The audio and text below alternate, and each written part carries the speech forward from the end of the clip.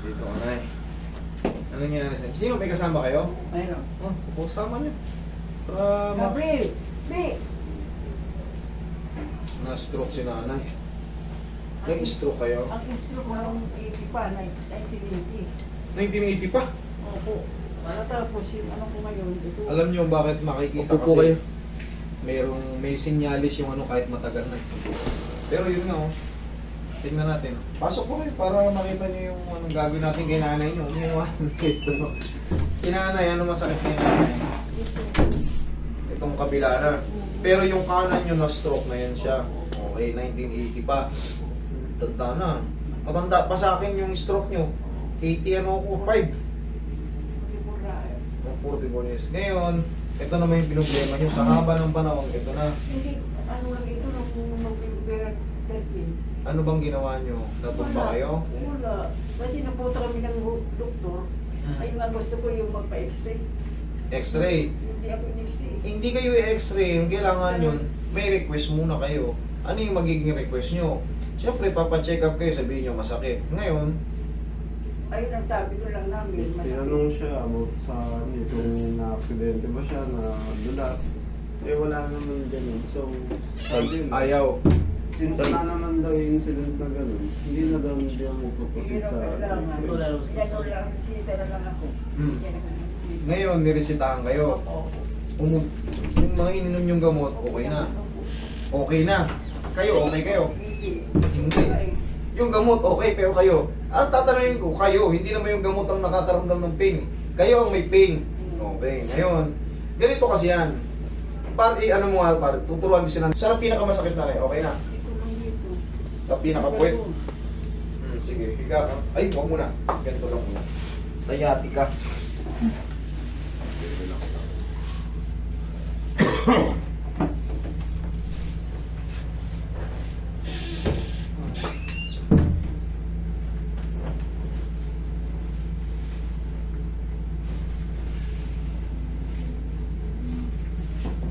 Ilang taon na si nanay? 70. 70. Opo. Okay, relax lang na yan. Okay, huwag niya ba? Sige, laglag nyo lang ito. Laglag nyo lang. Sige, laglag nyo lang. Okay, higa kayo patagilid. Dito sa akin kayo harap. Mas masakit yun dyan, di ba? Sige, dito kayo sa akin harap. Hindi ko pwede, ano ito. Ha? Ganun po, kailangan dito lang. Kasi masakit nga ito, ayaw.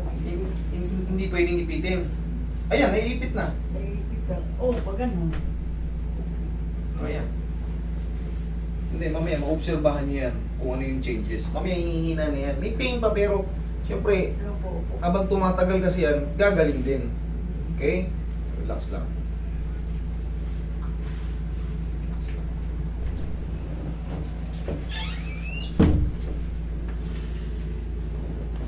Kabilang side.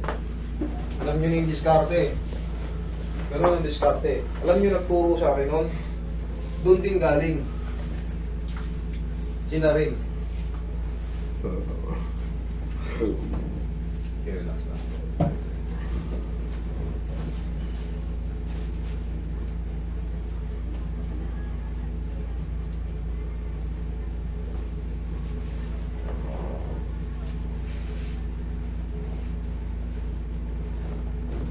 Ihaya kayo, Nay.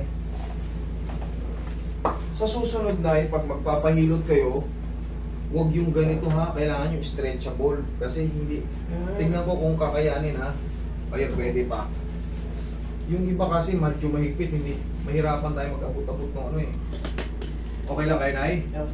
Oh, relax lang ha. Okay lang ako eh. Yung labanan na yan.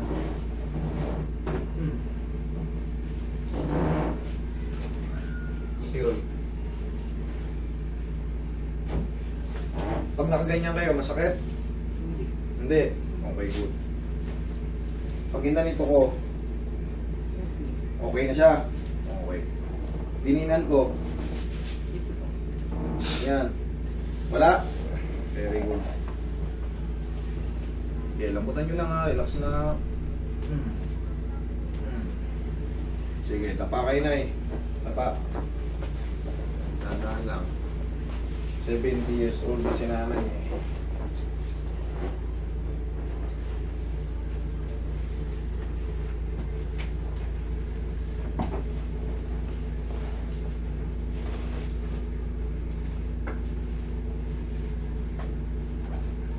Sasaktan kayo? Okay lang kayo? Opo. Okay, walang umiinit? Wala. Okay, good. Kasi pag kami gumaganon, naninibago yung pakiramdam nyo, dadayain natin, pag maaaring pataginding ko na lang kayo. Wala. Pero kung wala naman, tuloy yung karatihan.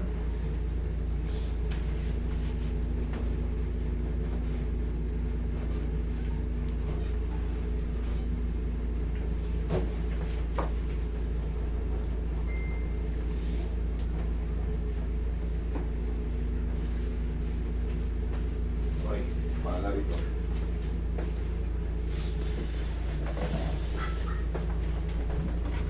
Okay lang ganyan na ha? Opo. O, sige, dyan lang muna. Karatihin lang kayo. Then kasi pagka sinabi nyo ganyan-ganyan lang, wala. Kailangan mo. Yan. Hanggang sa lalabas, Kasama niya kasi hanggang yung- sa lalabas kayo na.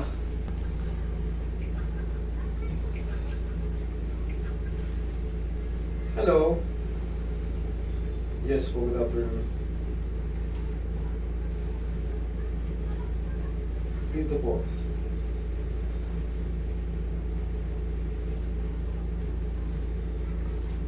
Yes po. Yes po. Sir, ang available po is January 7. Okay lang? Tawag lang kayo ng January 6, ibibigay. North Caloocan kami tayo. Oo, taga saan ba kayo? Ay, malapit lang pala eh. Dali Dali po, may kakausap sa inyo. Okay po. Ano po? Bigyan mo ng schedule. Opo. Taga-Pasay lang pala eh. Eh, iba kasi minsan, pag bago-bago lang nalalaman yung page. Yung bigay-bigay lang ng mga kaibigan yung number. Gusto ka ganyan, mampok ka agad. Hindi pa nila alam yun. Yun yung proseso. Pero syempre, hindi naman kami tumatanggap I-send ko po sa inyo Ang yung nangyayari kasi, na date pila pa may niyo mga po. nakabook na yan sa mga iyang linggo na. Tupuno na yan. Ayun, masakit. Alin, Nay? Yan. Eto? Sa ulo. Ibibigay po yun sir one day before. Saan banda? schedule po. Sa dulo. Dito? Oo. Okay po. Eto? Opo. Okay. Okay po. Pag ginaganyan ko, masakit. Hindi. Dito siya. Opo. Eto, masakit. Opo. Sa dulo? Sige. Sobrang sakit? Opo. Sa dulo mo ba? Tihaya na kayo. Kita mo dito, ibig sabihin yan, pag dyan yung sumasakit, alam nyo kung ano meron dyan. Dito kasi, tama na dito? Yan, dyan. Ito yan. Sa parts ng katawan natin, ang sumasakit kay nanay, base kay nanay sa tinuturo niya dito. Ito is wala ng joint. Ngayon, yung sciatica ang pinaggagalingan yan. Kasi natapilok ba kayo before? Hindi. Ito yung nerve. Para malaman nyo lahat. Itong nervous system natin, ang sumasakit kay nanay dito. Nung una, nawala na. Ngayon, nandito. Dito sa portion na to eh. Yan, walang joint dyan. Nandito ang mga joint sa mismong paanan. Ngayon, bakit sumasakit dyan? Ang tanong, bakit sumasakit dito ni nanay? Ang ibig sabihin yan, meron tayong tinatawag na blood clogging. Yung impingement na kinreate nung ilang buwan, 1 buwan, 2 buwan, November na no? Opo. November 13. Oh, November. Siyempre, yung nagiging unhealthy yung mga nerves natin, yung tinatawag na sciatic nerve. Pag naging unhealthy yan, parang tulog, parang hapit. Kaya pag dinaluyan na ngayon na massage na-adjust na, pag nadaluyan ng ano na yan, ng blood circulation, parang magre-react yan na gumaganon, pumipintig-pintig.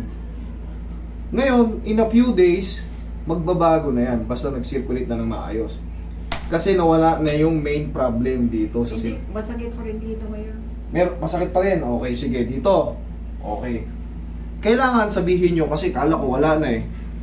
Kung masakit pa rin dito, i-adjust pa natin, tapos mamasahin pa natin. Pero kung nawala na, bumaba rin sa mamasahin pa lang ulit. Okay. Ano yan? Bone. Okay lang. Ngayon, para siyang, parang kumikirot-kirot, gano'n ang pakiramdam. hindi mo maramdaman pag ginanito. Hindi. Sa balakang. Hindi. Dito siya sa puwet. Yung- Saan banda? Ito. Dito sa may ano. Pati na rin mo sa... Okay. Tagilid ulit kayo. Tagilid ulit kayo. Yan. Pag ganyan, masakit. Hindi. Hindi. Okay. Ganyan lang kayo. Dito, no? Ito. Itong sa puwet. Isa ito, malaki nga ito. Tapos ang sakit dito. Yan. Ito. Ito. Okay.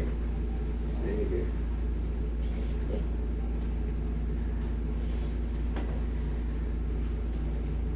Ito na yan. Sakto yan. Bababa. Ito. Dito sa pinakamasay ng puwet. Yan. Okay, sige. Dito. Opo. Sige. Yan. Yan. Opo. Sa pinakamasin ng puwet. Mamaya ituturo ko sa inyo kung bakit sumasakit yan. Masayin ko lang saglit ha. May pain pa rin yan na maiiwan pero mas less na. Mas less na. Mas kakayanin nyo na. Hindi nga ako nakakalakad gano'n. Nasabayan pa kasi na yun ng stroke eh, no? Stroke tapos Isa ko okay naman eh. okay yung stroke nyo. Opo. Napatagal na yan eh. 4 years na. Nakakalakad Ito oh, ako. bakit sa puwet? Mayroon yung mga nerve sa puwet. Ang nararamdaman ni nanay dito, ito sa pinaka-puwet. Yan. Yan yung muscle kasi yan sa puwet, may muscle yan dyan. Ito yung tinatawag nating mga sacral iliac. Yan. S1, S2. Diyan ang part na sumasakit kay nanay, naiipit yan. Okay? Paano maaalis yan? Sige na, itihaya ka ulit na Itihaya.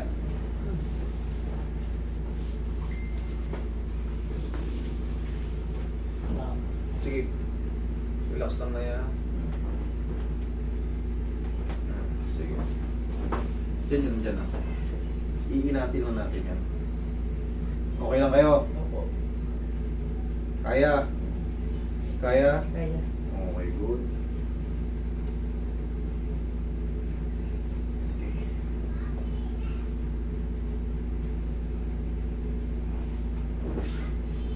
Sige, tihaya kayo ulit.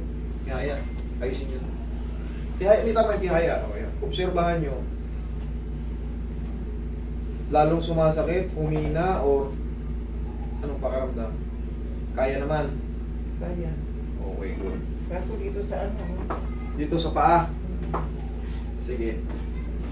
Dito sa paa. Part dito talaga. Hanggang ano yan. Sige, palawagin pa natin to.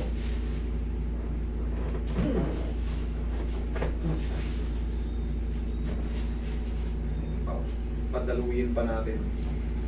Pagka kasi sa mga wala ng joint dito, yung mga ganito, yan, pati yan talaga yung sciatic nerve na yan. Ibig sabihin yan, unhealthy na yung ano nyo, yung mga sciatic nerve nyo. Mami, kailangan nyo mag-take ng mga vitamins sa nerve. Ha? Tapos bunga na rin ng pag-iidad. Isa rin yan. Nagkakaroon tayong tinatawag na degenerative osseous change. Para makasira kagad ng mga joint natin. Tapos, syempre, pagka nasira-sira yun, magre-react ngayon sa katawan nyo, magpipain kayo ngayon. Dati hindi nyo tumadiin, di ba? Pag inaano. Tama ba? Ano yung sabi nyo kanina? Pwede naman. Kaso nga, pag yung sumakit na ito, Lahat na. ano, ibaba ko niya. Sige, upo kayo. Mag-vitamins kayo sa nerve, ha? Para mabilis sa tulong ko, sa adjustment, tapos sa tulong ng, para mas mabilis mag-regenerate yung mga nerve damage. Di ba minsan may mga, ang tawag na to, ina-advertise sa TV, bunga kasi ng katandaan, tapos sabayan pa ng mga discompression, nangyayari yan, nararamdaman ng mga edad nating mga magulang. Ngayon, paano ma-adjust? Paano mawawala? Adjust, massage, tapos tulong ng vitamin sa nerve. Combination ng ganon. Okay, kasi pag hindi mo yan, kahit anong gawin mong haplos-haplos dyan, wala, kailangan magbago yung joint kasi yung degeneration nga, pag tumama sa atin yun, mayroon dyan tinatawag na costal facet, facet joint, capsule joint, yan yung mga umuusog. Kaya pag pinapatunog, yan. Pag ayos yung tunog at ayos yung posisyon, magiging good. Pero pag hindi marunong nag-adjust, mas matindi pa sa ano, parang kinukut-kut yung mga laman loob mo, yung mga ano. Okay, o kumusta kayo? Okay naman? Ha? Mas kumaan? Oo. Nay, yun nga kailangan nyo mag-vitamin sa nerve. Kasi wala na, umiidad na tayo, 70 na kayo. Yung mga nerve nyo, unhealthy na. Kung anong sciatica before. Okay? Tapos dahan-dahan kayo. Yung hindi kayo pwedeng masaldak, lalo sa banyo. Diba, kunyari sabihin natin, dumudumi kayo sa banyo. Pag matagal kayo sa banyo, kasi may biglaang dizziness sa mga umiidad kumapit muna kayo sa mga, ano nyo, mga ilang segundo. 1, 2, 3, 4, 5. Hindi kayo nahihilo. Tsaka go. Ha? Baka kasi magbago yung pakiramdam. Normal yun. May mga biglaang hilo sa mga ano, biglang lula sa mga umiidad. Kaya minsan natutumba Kaya kailangan ingat kasi bawal kayong matumba. Tapos automatic na may outbalance kasi kayo. Alam niyo kung bakit? Yung paa niyo nakaganon nakikita. Kahit hindi niyo sabihin gumaganon bunga yun ng stroke. Pero normal lang yun. Pero okay kayo, na-overcome nyo naman yung mga sanay naman na kayo. Inga lang, iingat lang. Dinudoble ko lang kayo sa ingit. Bawal kayo matumba, ha? Sige na, salamat. Tapos, okay. Thank you. Thank you po.